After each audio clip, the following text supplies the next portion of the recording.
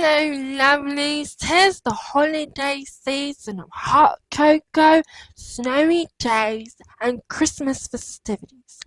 I welcome you all to our Miss Ellie Storytime Christmas, as I'm delighted you have come to join me for wintry, snowtastic season bedtime stories.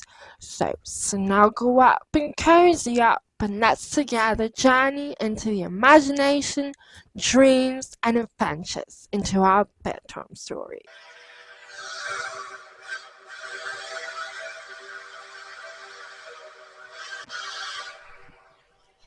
All aboard! All aboard! Well, you coming? Where to? But to the North Pole, of course. This is the Polar Express.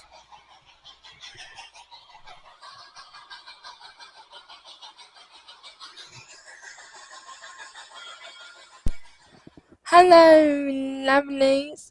Tonight's bedtime story is The Polar Express by Chris Van Alzenberg. Alright, lovelies, let's begin. On Christmas Eve, many years ago, I lay quietly in my bed. I did not rustle the sheets. I breathed slowly and silently. I was listening for a sound a friend had told me I never hear. The ringing bells of Santa's sleigh. There's no Santa, my friend had insisted, but I knew he was wrong. Late that night I did hear sounds, though not of ringing bells. From outside came the sounds of hissing steam and squeaky metal. I looked through my window and saw the train standing perfectly still in front of my house.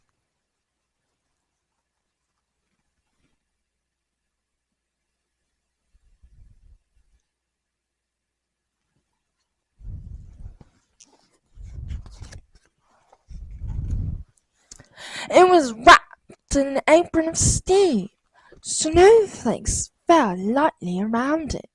A conductor stood at the open door of one of the cars.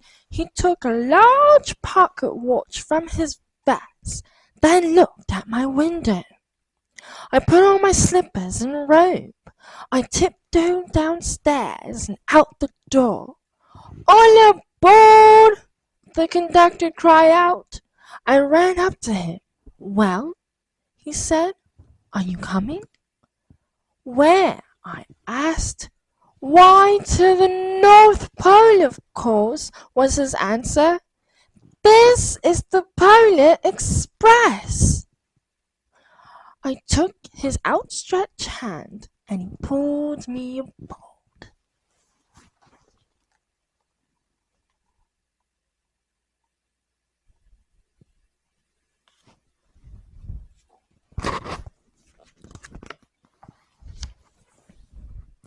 The train was filled with other children, all in their pajamas and nightgowns. We sang Christmas carols and ate candies with nougat centers as white as snow. We drank hot chocolate as thick and rich as melted chocolate bars.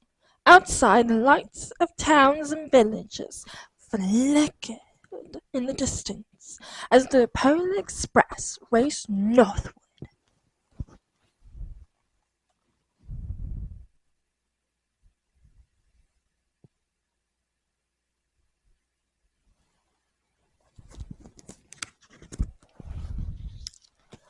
Soon there were no more lights to be seen. We travelled through the cold, dark forests, where lean wolves roamed and white-tailed rabbits had hid from our train as it thundered through the quiet wilderness.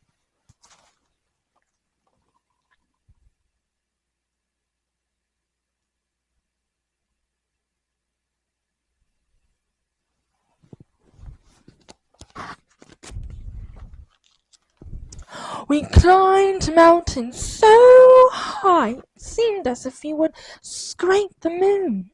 But the Pony Express never slowed down. Faster and faster we ran along, rolling over peaks and through valleys like a car on a roller coaster.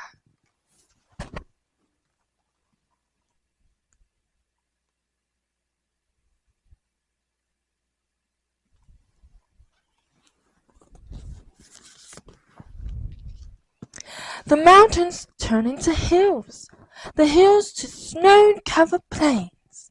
We crossed a barren of desert ice, the great polar ice cap.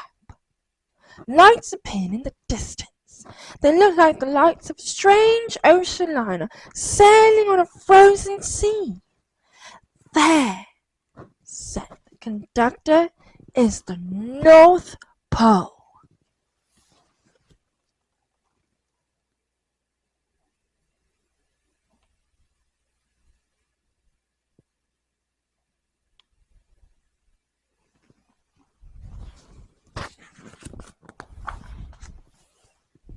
The North Pole.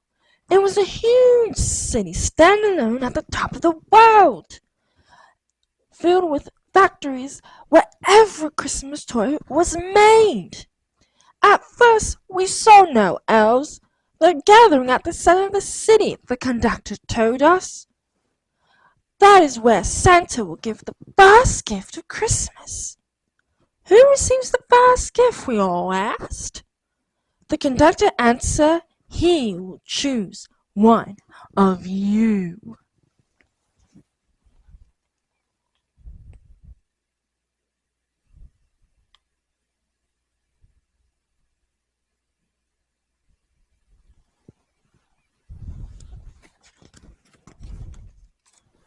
Look!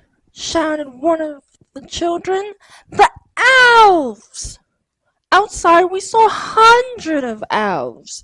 As our train drew closer to the center of the North Pole, we slowed to a crawl.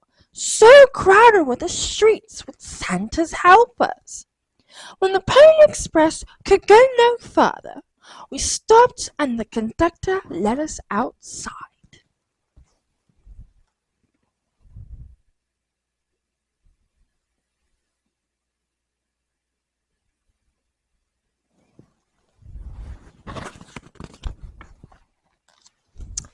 We passed through the crowd to the edge of a large open circle.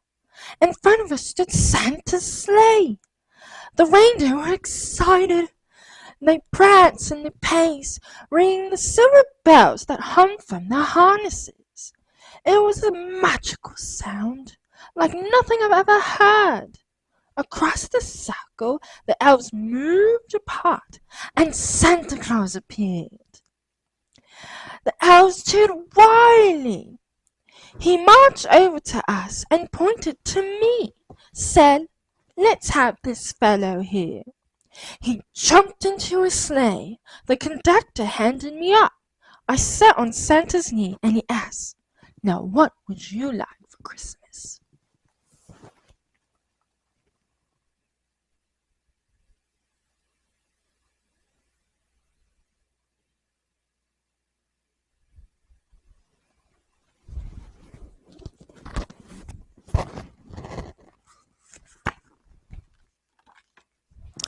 I knew I could have any gift I could imagine, but the thing I wanted most for Christmas was not inside Santa's giant bag. What I wanted more than anything was one silver bell from Santa Claus's sleigh. When I asked, Santa smiled. Then he gave me a hug and told an elf to cut a bell from a reindeer's harness. He stood holding the bell high above him and called out, the first gift of Christmas.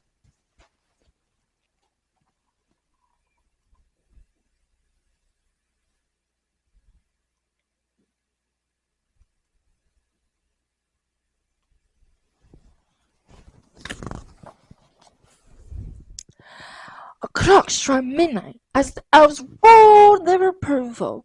Santa handed the bell to me, and I put it in my bathrobe pocket. The conductor helped me down from the sleigh. Santa shouted out the reindeers' names and grabbed his whip.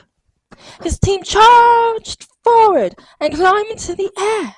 Santa circled once above us, then disappeared in the cold, dark, polar sky.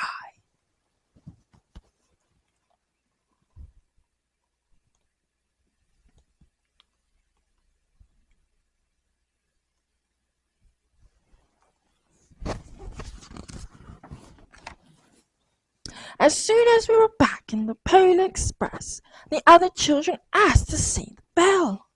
I reached into my pocket, but the only thing I felt was a hole. I lost the silver bell from Santa Claus's sleigh. Let's hurry outside and look for it, one of the children said. But the train gave a sudden lurch and started to move.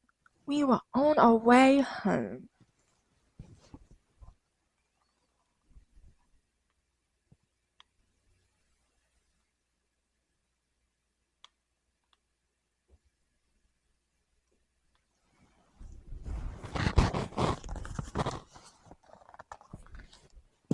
It broke my heart to lose the bell.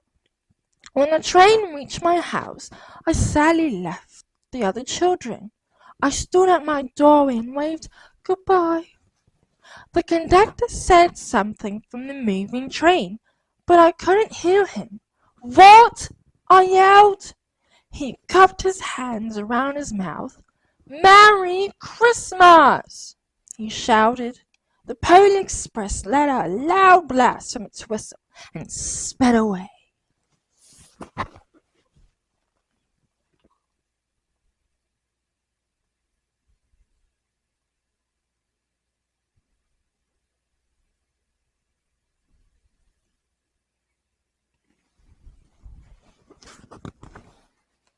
On Christmas morning, my little sister Sarah and I opened our presents.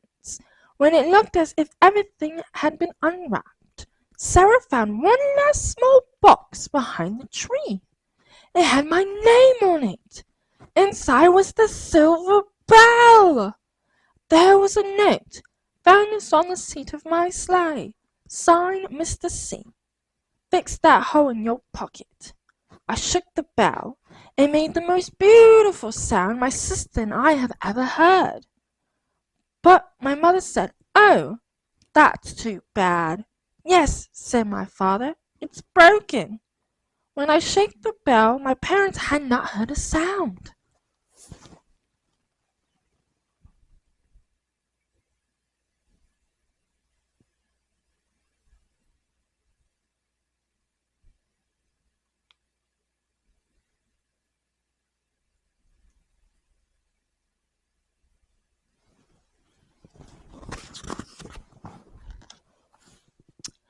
At one time, most of my friends could hear the bell, but as years passed, it fell silent for all of them.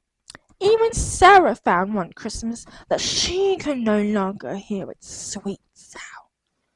Though I've grown old, the bell still rings for me, as it does for all who truly believe.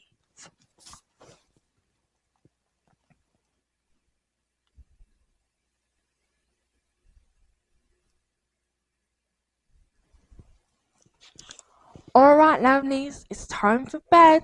Good night. Hello, lovelies. If you like this video, give it a thumbs up. And if you want to see more of my Storytime videos, hit the subscribe button down below and click the notification bell to miss any of my videos. And please comment what Christmas season bedtime stories you want me to read. Alright, lovelies. See you in a bit.